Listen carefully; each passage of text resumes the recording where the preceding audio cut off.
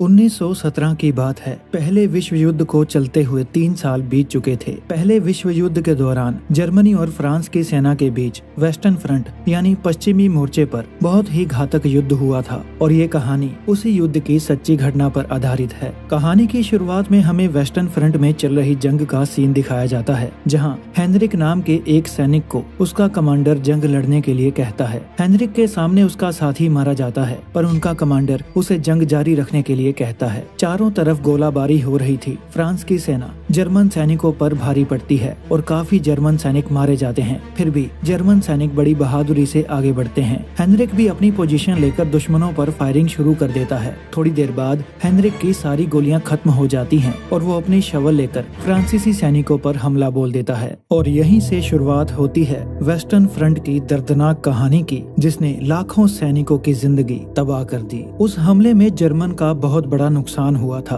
उनके ढेर सारे सैनिक मारे गए थे। जंग के बाद कुछ सैनिक मरे हुए सैनिकों के कपड़े, जूते और बाकी सामान उतारकर उसे अलग रख रहे थे, ताकि उन्हें ठीक करके सेना की नई कंपनी को दिया जा सके। वो कपड़ों को इकट्ठा करके उन्हें धोने के लिए भेज देते हैं। गोलियों से छलनी और खून से लथपथ कपड़ों को जब पानी में डाला जाता है तो पानी का रंग भी खून की तरह लाल हो जाता है। वो कपड़ों को सुखाकर उन्हें मशीन से सिलाई करके ठीक कर देते थे, ताकि देखने में वो नए जैसे लगें। वेस्टर्न फ्रंट पर जर्मन सैनिक बड़ी तादाद में मर रहे थे और नए सैनिकों को देने के लिए उनके पास कपड़ों की भी कमी आ चुकी थी। लेकिन जंग को जारी रखने के लिए जर्मन सेना का जनरल नए सैनिकों को भर्ती कर रहा था। वो किसी भी कीमत पर फ्रांस की सेना से हारना नहीं चाहता था। इसके बाद हम पॉल को देखते हैं, जो साइकिल पर बैठकर कहीं जा रहा होता है। वो अपने 3 दोस्तों से मिलता है, जिनका नाम क्रूप, फ्रांस और लुडविग होता है। वो तीनों आर्मी ज्वाइन करने के लिए आए थे, लेकिन पॉल की माँ नहीं चाहती थी कि वो जंग में लड़ने के लिए जाए, तो उसकी माँ ने उसके डॉक्यूमेंट्स पर सिग्नेचर नहीं किए थे। लेकिन पॉल अपनी मर्दानगी साबित करना चाहता था, इसलिए वो अपनी माँ के नकली दस्तखत खुद ही कर देता है और सेना में भर्ती होने के लिए चला जाता है। सेना का एक ऑफिसर उन सबको जोशीला भाषण देता है और जर्मनी की सेना में उनका स्वागत करता है। वो सभी जवान 17 साल की उम्र के होते हैं, जो जंग में जाने के लिए काफी उत्सुक थे, लेकिन उन्हें अंदाजा भी नहीं था कि जंग में उनके साथ क्या होने वाला है। फिर सभी सैनिकों को उनकी यूनिफॉर्म दी जाती है।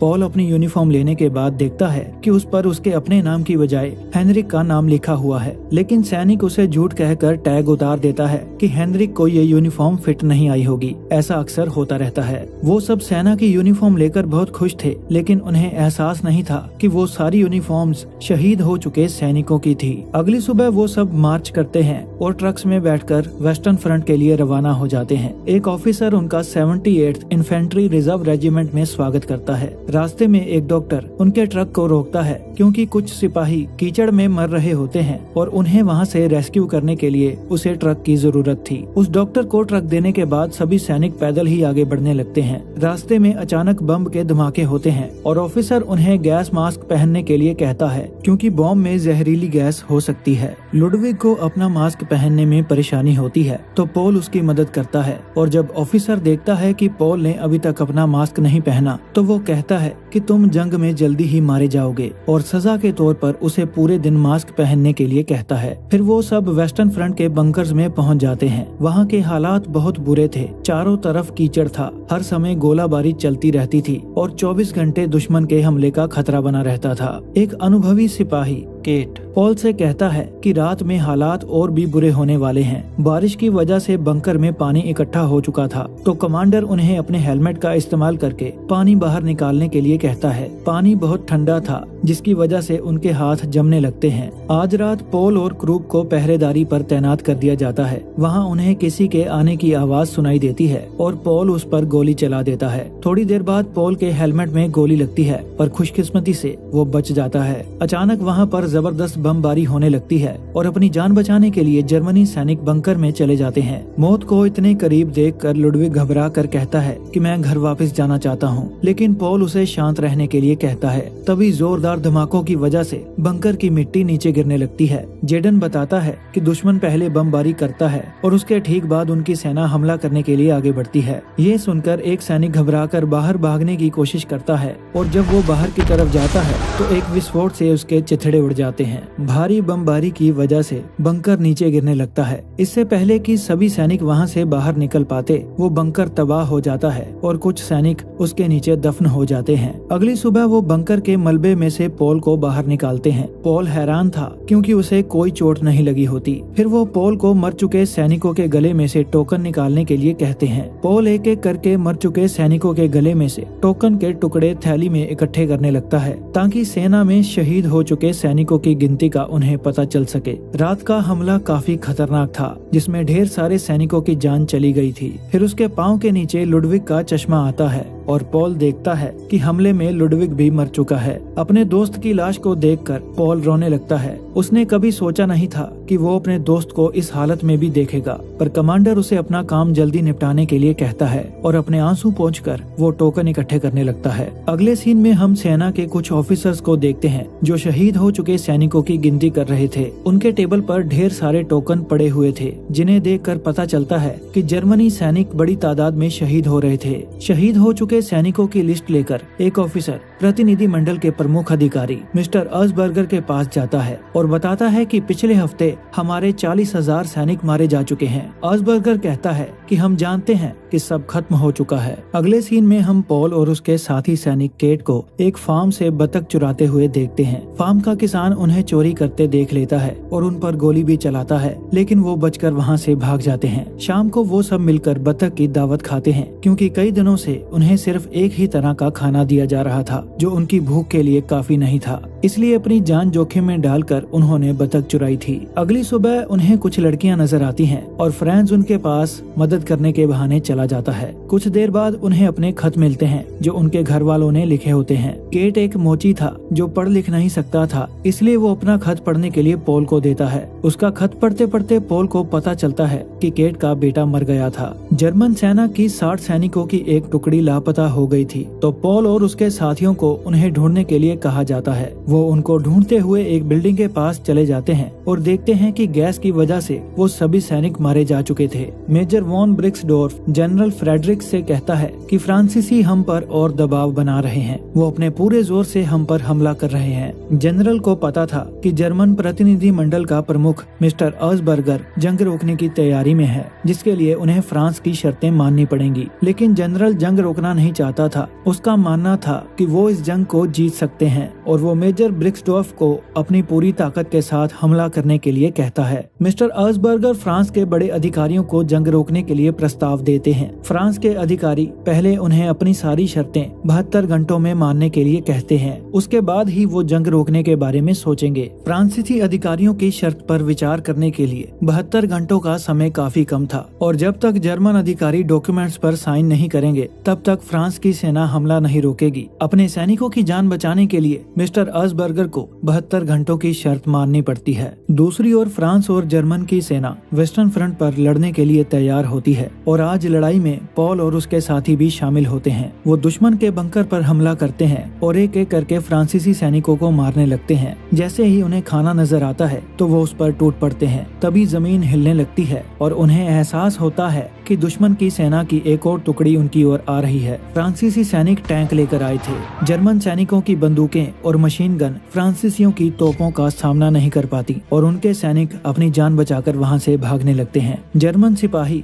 हैंड ग्रेनेड का यूज करके टैंक को बम से उड़ा देते हैं, लेकिन तभी फ्रांस के सिपाही फ्लेम थ्रोअर लेकर बंकर में छुपे सिपाहियों को जिंदा जलाने लगते हैं। जर्मन सिपाही अपनी जान बचाकर वापस अपने बंकर की ओर भागने लगते हैं। पॉल भी भागकर अपनी जान बचाने लगता है। उसी समय उसके पास एक बम का विस्फोट होता है, पर खुशकिस्मती से वो बच जाता है। क्रूप फ्रांस की सेना के कब्जे में आ जाता है। वो खुद को सरेंडर कर देता है और अपनी जान की भीख मांगता है, लेकिन फ्रांसीसी सैनिक उसे जिंदा जला देते हैं। पॉल अपनी आंखों के सामने उसे जिंदा जलते हुए देखता है, लेकिन बम धमाके की वजह से वो सुन्न पड़ गया था, जो उसकी मदद के लिए कुछ भी नहीं कर पाता। सभी जर्मन सिपाही अपने बंकर में चले जाते हैं। पॉल भी वहां आ जाता है और कहता है कि इस जंग में उसके तीनों दोस्त मारे जा चुके हैं, अब उसके पास कोई दोस्त नहीं बचा। लेकिन कमांडर कहता है कि ये रोने का समय नहीं है। वो उन्हें अपने हथियार लेकर बंकर छोड़ने के लिए कहता है, क्योंकि फ्रांसीसी सैनिक जल्दी ही उनके बंकर पर भी कब्जा कर लेंगे। जर्मन सेना का एक अधिकारी फ्रांस की शर्तें मानने के लिए तैयार नहीं होता। वो दुश्मन के सामने झुकना नहीं चाहता था, लेकिन अस्बर्गर कहता है कि जंग में हमारे लाखों सैनिक शहीद हो चुके हैं। अस्बर्गर का बेटा भी शहीद हो चुका था, इसलिए वो इस जंग को रोकना चाहता था ताकि वो बाकी सैनिकों को बचा सके। पॉल अपनी बंदूक और गोलियां लेकर वहाँ से भागने लगता है, पर हवाई हमले की वजह से पॉल एक गड्ढे में गिर जाता है।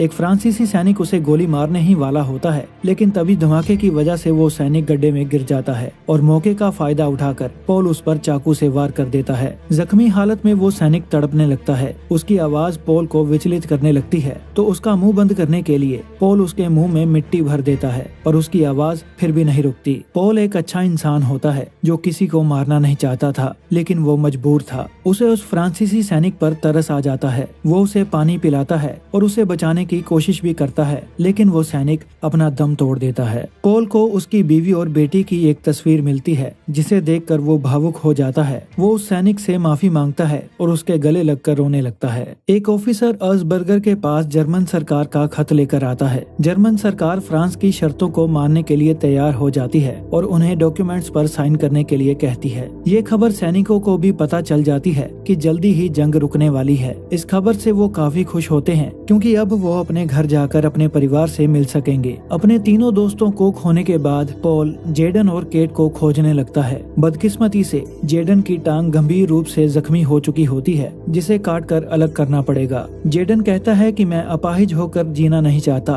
तो पॉल उसे हौसला देता है कि तुम जल्दी ही ठीक हो जाओगे। फिर वो केट से मिलता है और वो दोनों अपने दोस्त जेडन के लिए खाना लेकर उसके पास जाते हैं। जब वो खाना खा रहे होते हैं, तब जेडन कांटा लेकर खुद को मारने लगता है, क्योंकि वो ऐसी जिंदगी जीना नहीं चाहता था। जेडन की मौत का उन दोनों को काफी दुख होता है। वहाँ हॉस्पिटल में बहुत से सैनिक गंभीर रूप से जख्मी थे, जो जिंदगी और मौत के बीच जूझ रहे थे। रात में केट और पॉल दोनों बातचीत कर रहे होते हैं। पॉल कहता है कि वो इस जंग को कभी भी भुला नहीं पाएगा। इस जंग ने उसका सब कुछ छीन लिया। तो केट उसे कहता है कि जंग एक महामारी की तरह होती है, ना चाहते हुए भी हम सब उसकी चपेट में आ गए। 72 घंटे बीत चुके थे और अस्बर्गर जर्मनी अधिकारियों के साथ फ्रांसीसियों से मिलने जाता है और वो डॉक्यूमेंट्स पर दस्तखत कर देते हैं। फ्रांसीसी कहते हैं कि दस्तखत करने के 6 घंटे बाद युद्ध रोक दिया जाएगा और कल 11वें महीने की 11 तारीख को सुबह 11 बजे युद्ध रोकने का ऐलान कर दिया जाएगा। युद्ध रोकने की बात जर्मन आर्मी के जनरल को अच्छी नहीं लगती। वो फ्रांसीसियों के सामने घुटने नहीं टेकना चाहता था। वो कल सुबह आर्मी के सभी जवानों को इकट्ठा होने के लिए कहता है। अगली सुबह केट को एहसास हो जाता है कि जंग आज रोक दी जाएगी और वो आखिरी बार उस फार्म से अंडे चुराने के लिए चले जाते हैं। पॉल अंडे चुराने जाता है, लेकिन किसान का बेटा उसे देख लेता है। इस बार भी वो दोनों बचकर वहाँ से भाग जाते हैं, पर किसान के बेटे को उन पर बहुत गुस्सा होता है। वो रास्ते में चुराए हुए अंडे खाते हैं, लेकिन किसान का बेटा उनका पीछा कर रहा होता है, जो मौका मिलते ही